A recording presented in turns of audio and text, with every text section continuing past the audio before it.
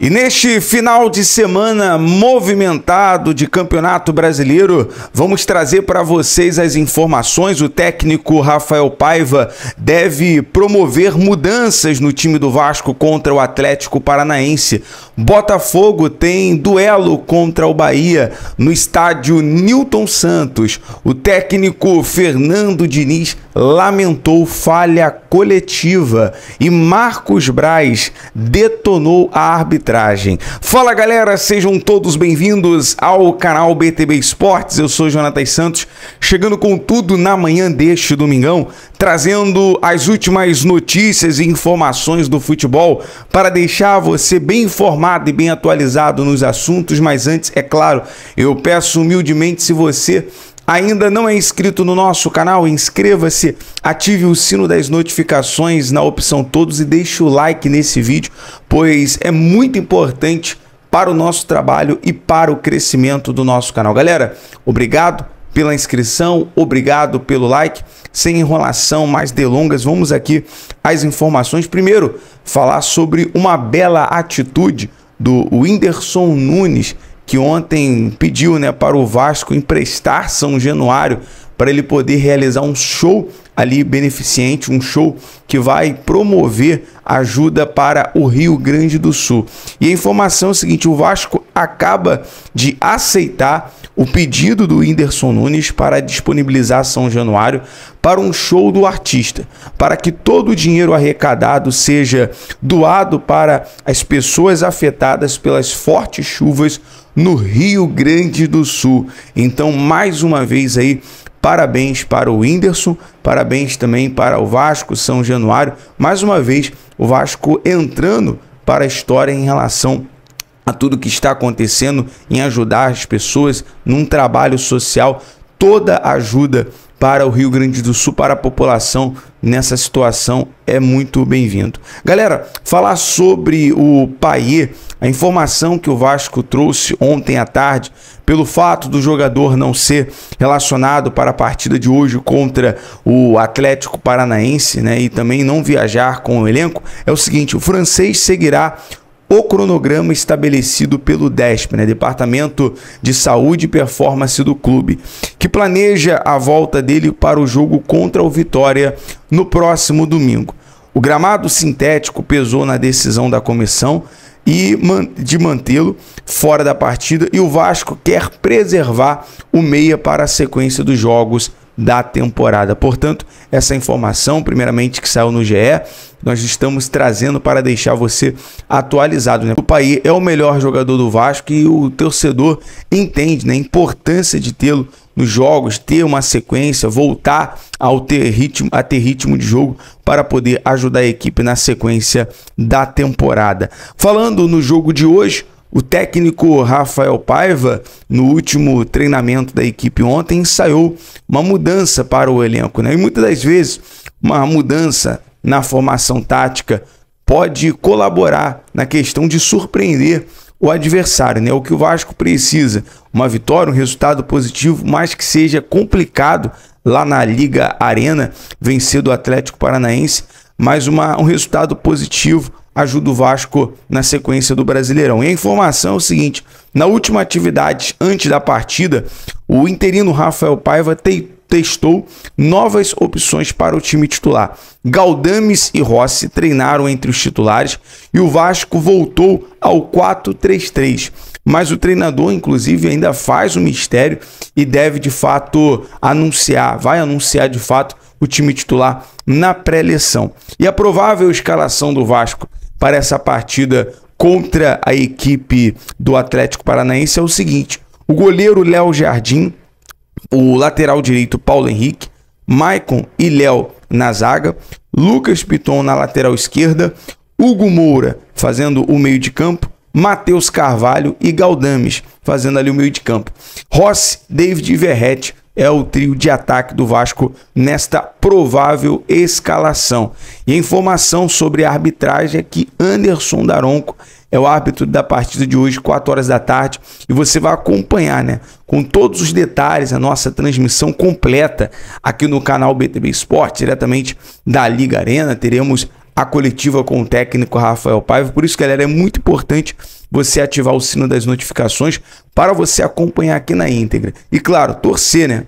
Para que esse jogo, mais um jogo, não tenha algum problema de arbitragem.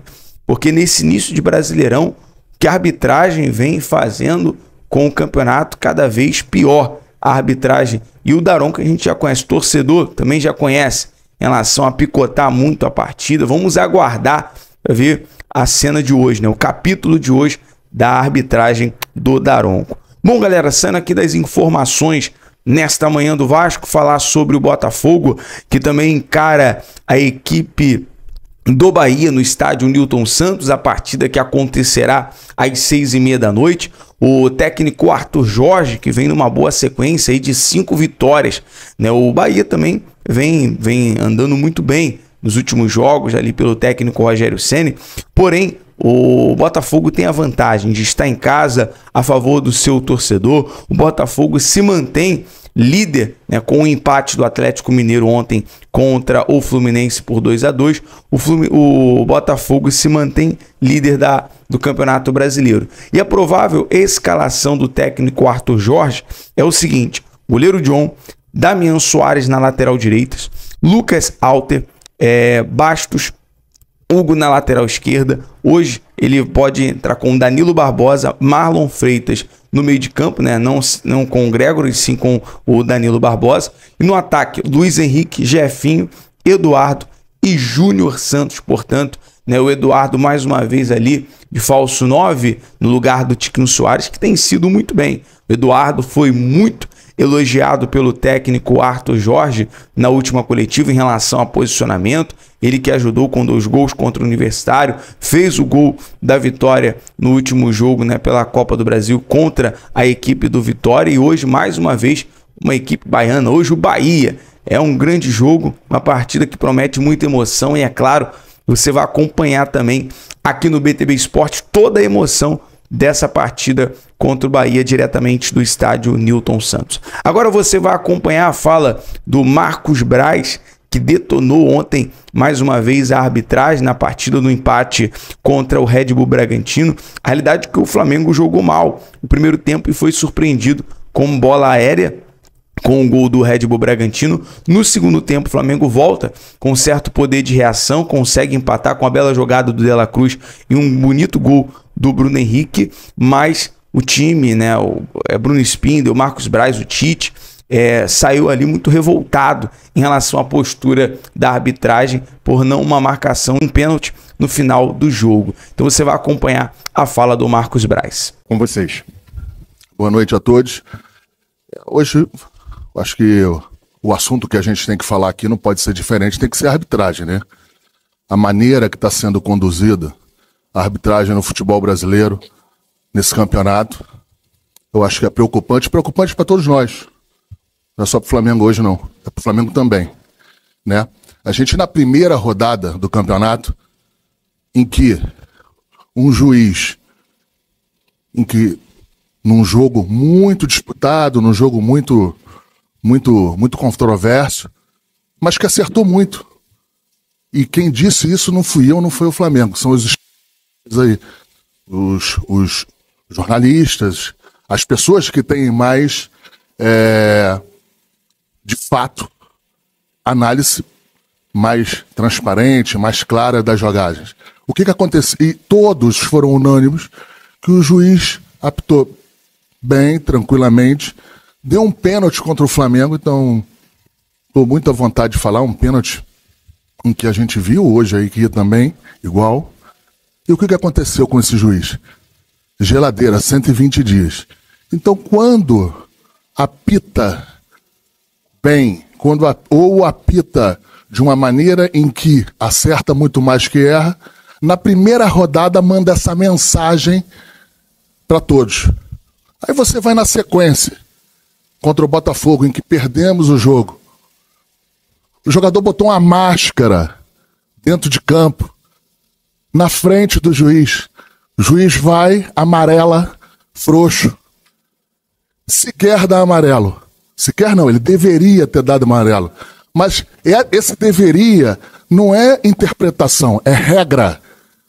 não deu amarelo, jogada subsequente, o mesmo jogador tomou um amarelo.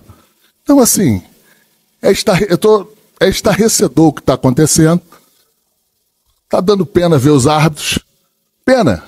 Quem conhece um pouquinho de futebol aí, tá vendo? Estão altamente pressionados, altamente